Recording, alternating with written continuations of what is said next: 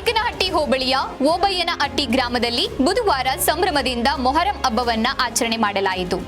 ಹಿಂದೂ ಮತ್ತು ಮುಸ್ಲಿಮರ ಭಾವೈಕ್ಯತೆ ಹಬ್ಬವಾದ ಮೊಹರಂ ಹಬ್ಬವನ್ನ ಓಬಯ್ಯನಹಟ್ಟಿ ಗ್ರಾಮದಲ್ಲಿ ವಿಶೇಷವಾಗಿ ಆಚರಿಸಲಾಗಿದೆ ಎಂದು ತಿಮ್ಮಪ್ಪಯ್ಯನಹಳ್ಳಿ ಗ್ರಾಮ ಪಂಚಾಯಿತಿ ಸದಸ್ಯ ಬಂಡೆ ಕಪಿಲೆ ಓಬಣ್ಣ ಹೇಳಿದ್ದಾರೆ.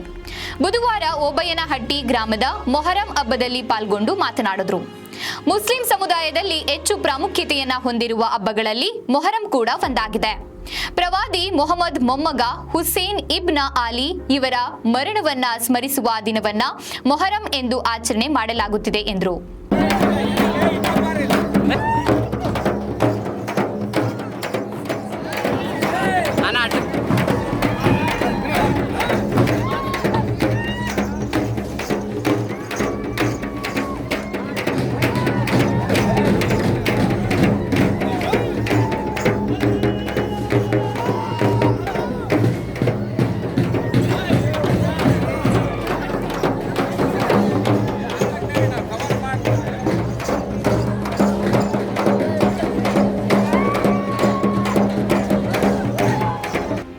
ಇದೇ ಸಂದರ್ಭದಲ್ಲಿ ತಿಮ್ಮಪ್ಪಯ್ಯನಹಳ್ಳಿ ಗ್ರಾಮ ಪಂಚಾಯಿತಿ ಉಪಾಧ್ಯಕ್ಷ ರಾಮಸಾಗರ ಎಂ ತಿಪ್ಪೇಸ್ವಾಮಿ, ಸದಸ್ಯ ಮಾಜಿ ಉಪಾಧ್ಯಕ್ಷೆ ಲಕ್ಷ್ಮಿ, ಮಹದೇವಣ್ಣ, ಸದಸ್ಯರಾದ ಸೋಮಶೇಖರ್, ಗೀತಾ, ಗ್ರಾಮದ ಮುಖಂಡರಾದ ಪರಮೇಶ್ವರಪ್ಪ, ಕಾಮರಾಜ್, ಬೋರಯ್ಯ, ಮಹದೇವಣ್ಣ, ಸಣ್ಣ ಬೋರಯ್ಯ, ಶಂಕರ್, ಕುಮಾರ್ ಹಾಗೂ ಓಬಯ್ಯನಹಟ್ಟಿ ಸಮಸ್ತ ಗ್ರಾಮಸ್ಥರು ಇದ್ದರು.